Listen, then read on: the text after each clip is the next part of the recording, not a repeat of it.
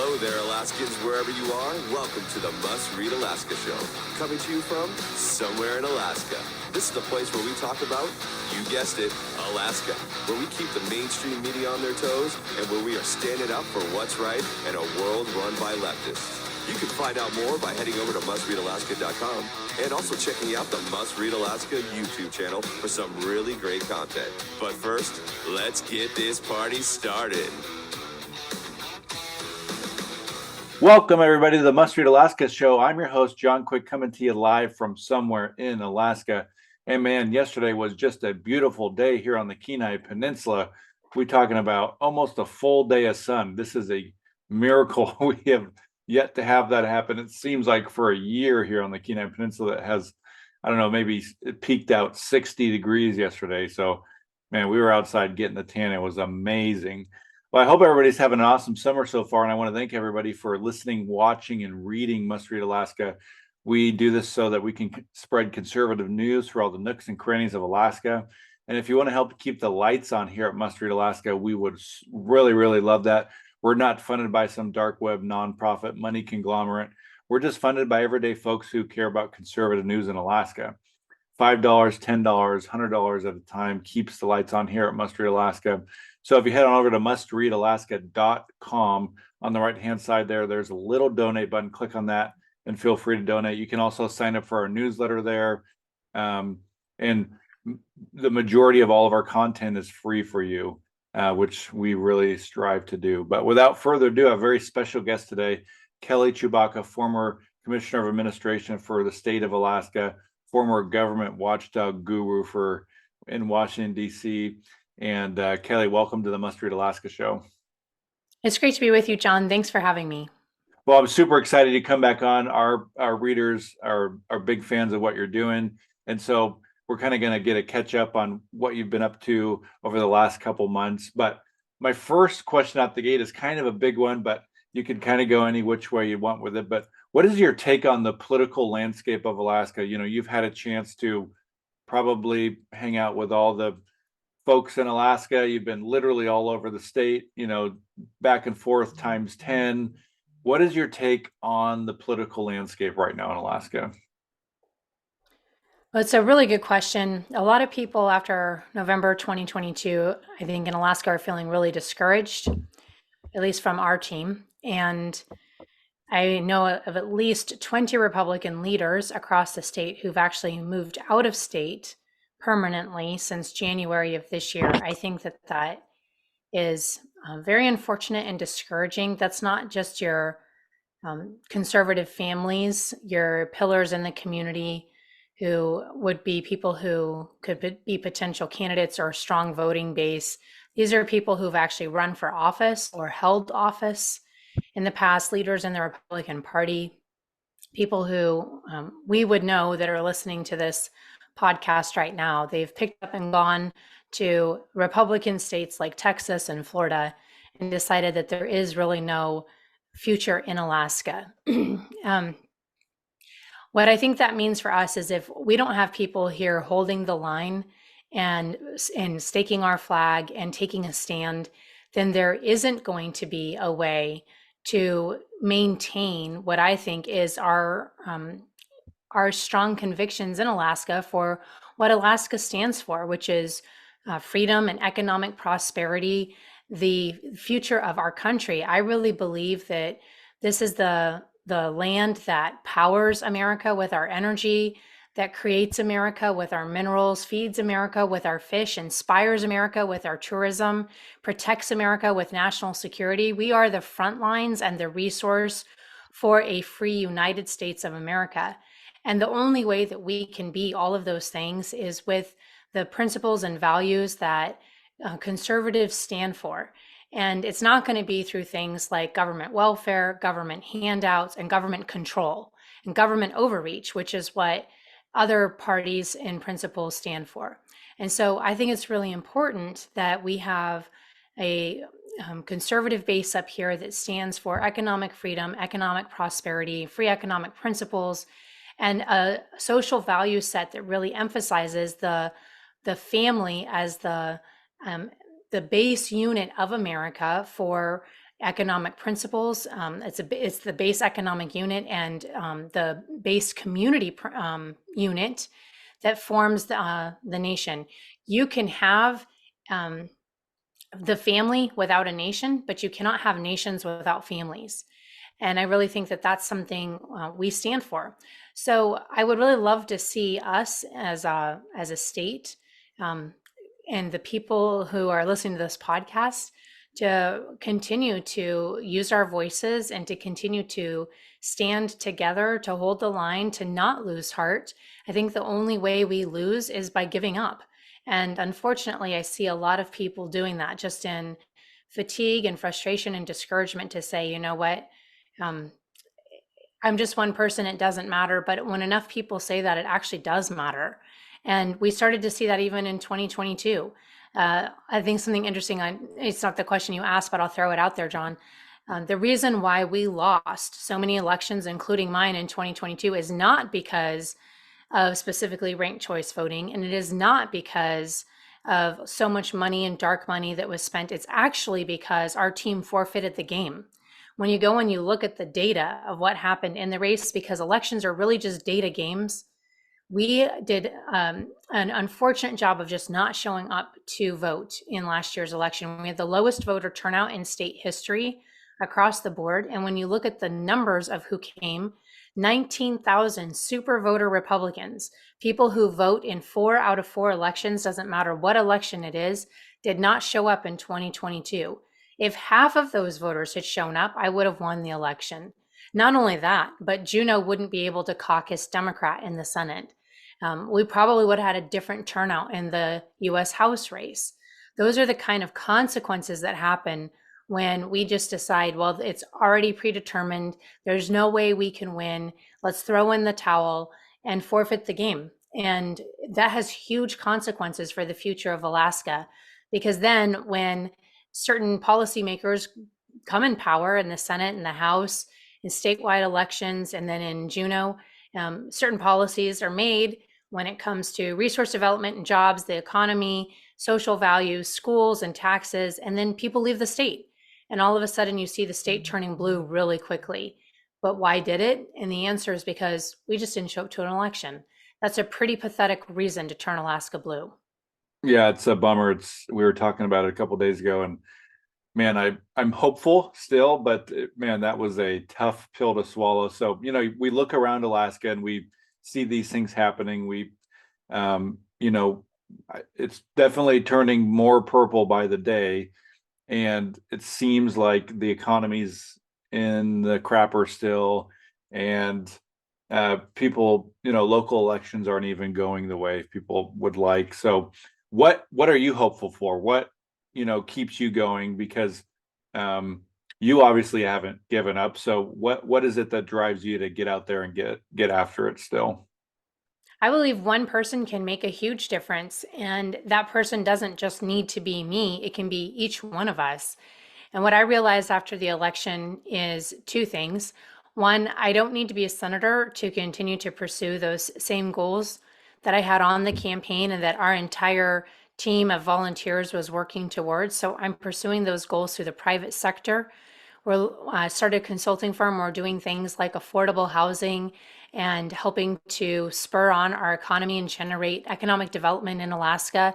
And it's going really great. And I'm excited about that. And that's one of the reasons I've been traveling the state. The other thing that I'm working towards is one of the pillars we were working on in the campaign, which is election integrity, making sure that our elections are on track and that we do things like increase voter turnout. And I'm advocating with the legislature and with the help of a lot of people who are listening right now to overturn ranked choice voting, because the more that we've looked into what actually happened last year, I do think that there's a strong correlation between the onset of ranked choice voting and the lowest voter turnout that we saw in state history. And so there is a correlation there with voter suppression. And it didn't just happen on the Republican side, it happened on the Democrat side as well. It happened in rural Alaska and it happened in Rail Belt Alaska. And so the legislature, knowing that we're having this extreme decrease in voter participation as a result of ranked choice voting happening. And so one of the things we're doing right now is we're preparing to do a statewide poll to figure out exactly why Alaskans have stopped voting so that we can diagnose that accurately. And going into 2024, which is just a year and a half away from today, try and do everything we can to increase and maximize voter turnout so that the people who are elected are the best reflection of the will of the people and the constituents here in Alaska, and not just 40% of the people who are voting in Alaska, which is what happened in 2022. That's what we're working towards. And I really believe that as I'm going around and talking, there is a spark that's starting to light again in the people across the state, and people are starting to see, wait, there is something we can do about it. We didn't know that it was simply a discouragement factor, if you will, that happened in 2022. And there is some hope here, and we can actually galvanize and do something about it. So I'm starting to see people get prepared for 2024, which is probably going to take a lot of door knocking and a lot of significant effort in getting ballots in. So, for example, I was just in Fairbanks for several days talking to a lot of different Republican groups up there. And one of the things that we talked about is changing our entire mindset around absentee ballots. And I'll give you a story, John. I talked with the teams in Florida, and this has come up several times. This even came up at the Young Republican gathering that just happened this past weekend when they brought up DC Drano, who's a very significant social media influencer who now lives in Florida. Came up with them and came up with the people who've actually been handling the transition in Florida. Remember that Florida used to be a toss-up state back in Bush versus Gore. It was a purple state. We never knew how Florida was going to go. It is not that state anymore. It is now a bright red state where their governor, DeSantis, is winning by 20 points. It is a bright red state. And all of this, despite the fact that all the media outlets in Florida are actually liberal. So the question is, how in the last 20 years has Florida gone from being a toss-up state to a bright red state? It turns out, and I dug into this after the election to figure out how do we get Alaska back on track. It turns out that their Republican Party is actually focused heavily on moving towards absentee ballots for all registered Republicans in the state. And that's a little bit different than maybe what the messaging is that we've heard in the last several years.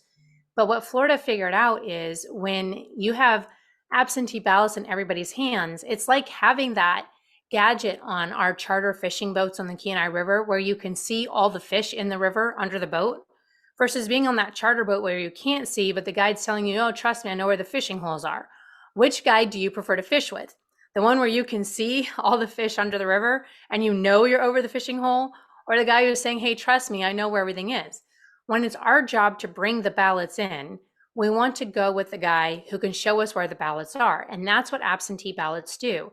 When everybody has absentee ballots, that means every single campaign, the local campaigns, the Juneau campaigns, the governor campaign, the House campaign, the US Senate campaign, plus every independent expenditure group can see exactly who has a ballot, where they are, and which ballots need to be targeted, so they can target all their campaign messaging, their door knockers, et cetera, to go to those voters to make sure those voters turn in their ballots, which means you have a much more likely ratio of turning those ballots in, much higher percentage of those ballots being turned in than if you're just hoping and praying that on election day, your voters turn in ballots.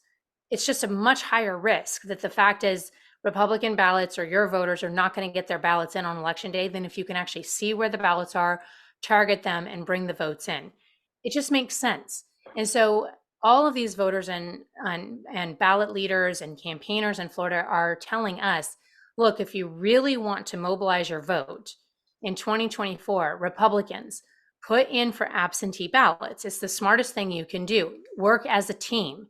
Maximize your donation dollars. If you're giving $10 to a campaign, it's going to go a lot further if everybody registers for absentee ballots in 2024 than if you just kind of hope and pray that everybody goes into the polls and precincts on election day, because something always interferes, sickness or work or kids or something. So register for absentee ballots. We have a much stronger likelihood of being able to win our elections that way.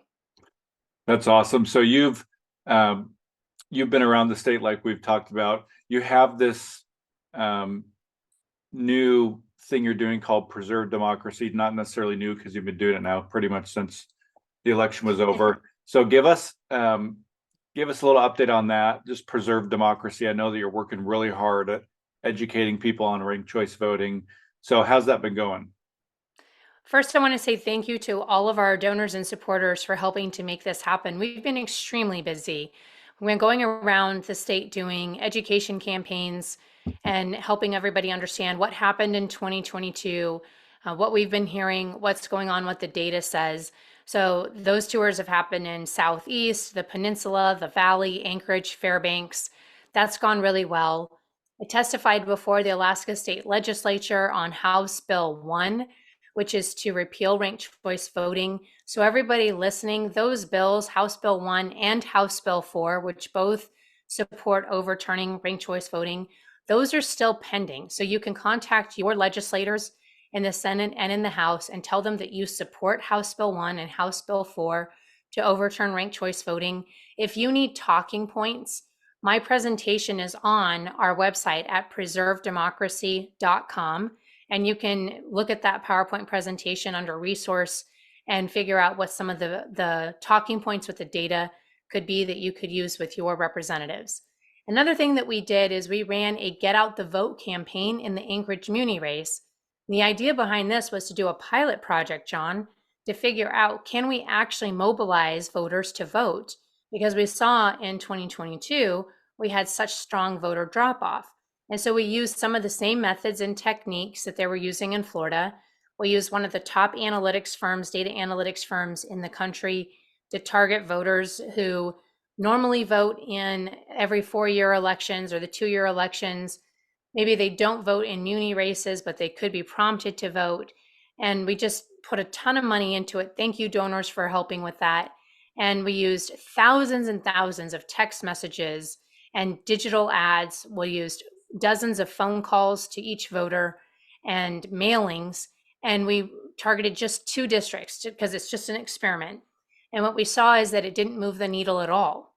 Those districts didn't have any higher voter turnout percentage than the other districts, which was extremely surprising and disappointing, but also helpful, because what it shows us is that the typical methods used to drive voter turnout in the past, despite the high quality campaign, the proven methods, and the ton of money, it's not moving Alaskan voters. And Anchorage is 40% of the state.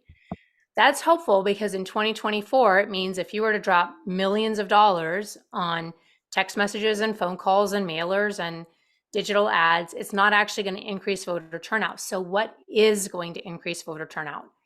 That leaves us with door knocking, which we saw actually did make a difference in my campaign. Turning in ballots themselves, so helping people collect their ballots and turn them in. And it's going to require some answers to this poll that we're going to put out to figure out why people aren't voting so that we can actually get to the root cause. And so that's why we're doing the poll. The last thing that I've really been involved in, and this has been, I think, extremely helpful and persuasive, there are a lot of other states that are considering ranked choice voting.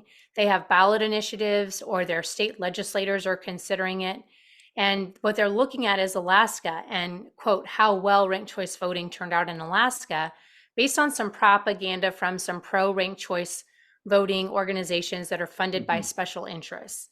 And so we've been able to provide them just with the data of what actually happened here.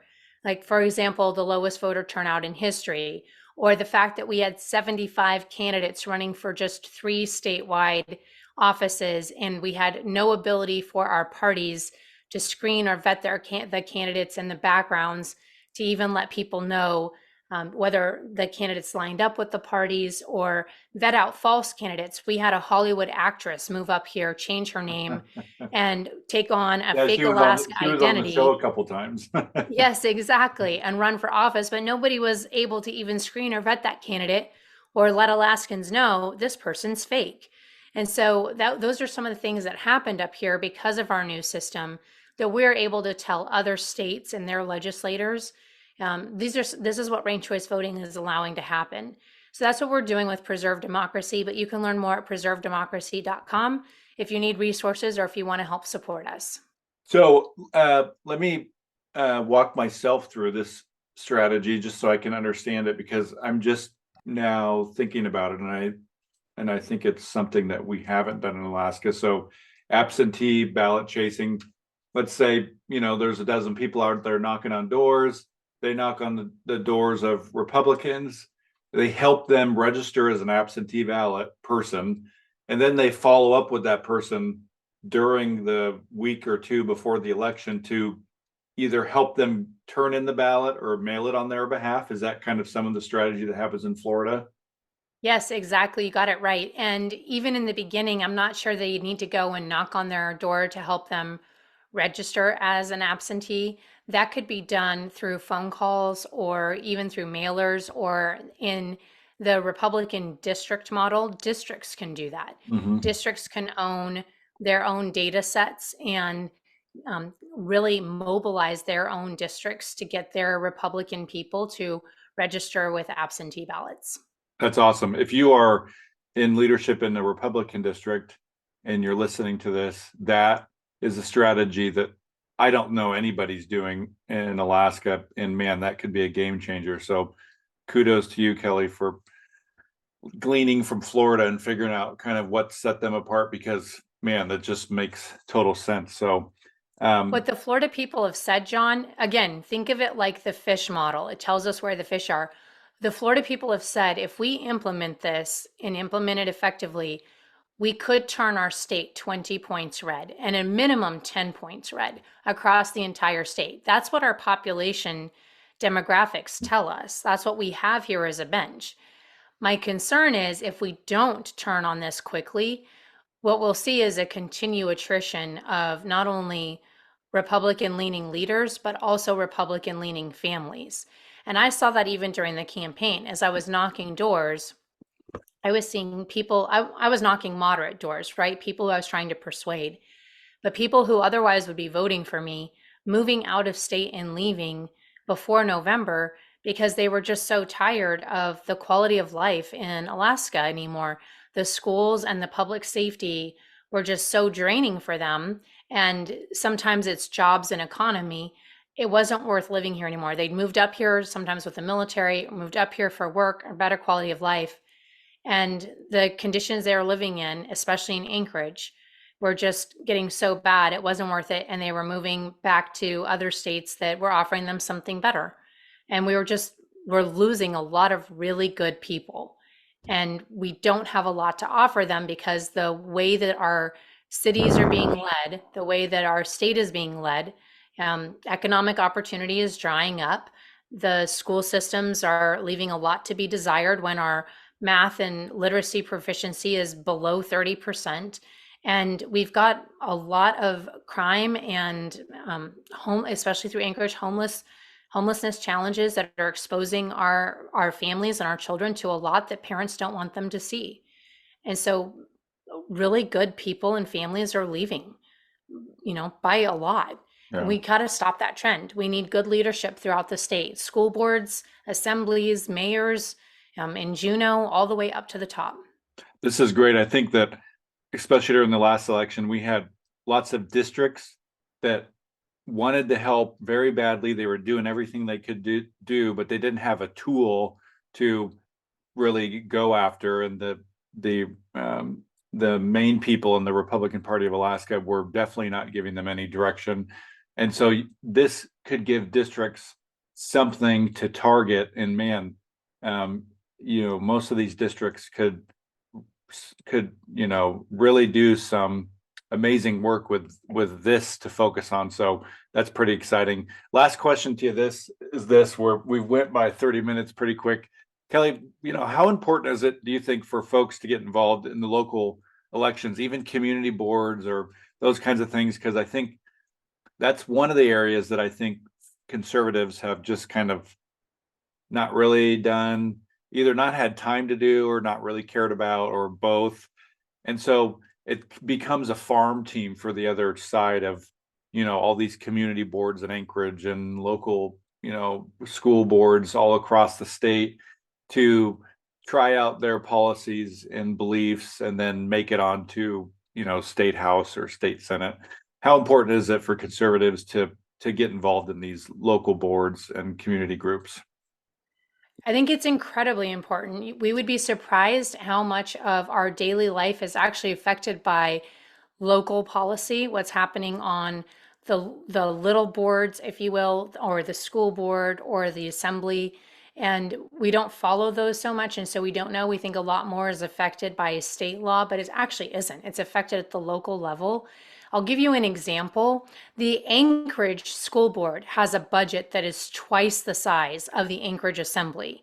What does that mean for the average Republican who's listening? They affect twice the amount of your taxes as the Anchorage Assembly.